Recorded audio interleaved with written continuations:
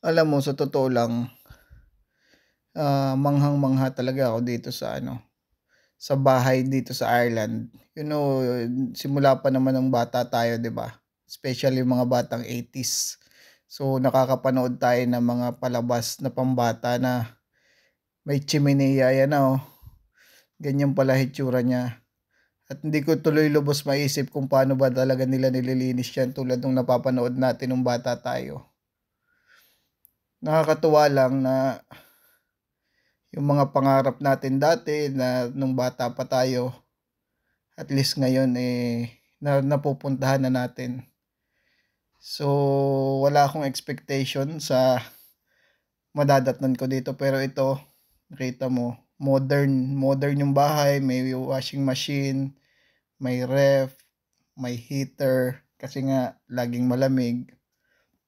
Tapos yung room, naka-carpet, ayan. Pero ang talagang mangha-mangha ako dito, na talagang nagbabalik sa pagkabata ko is yung susi ng pinto.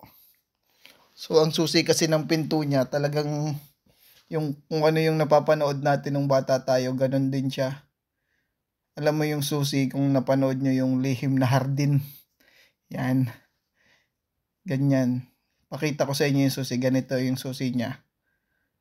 Ayan.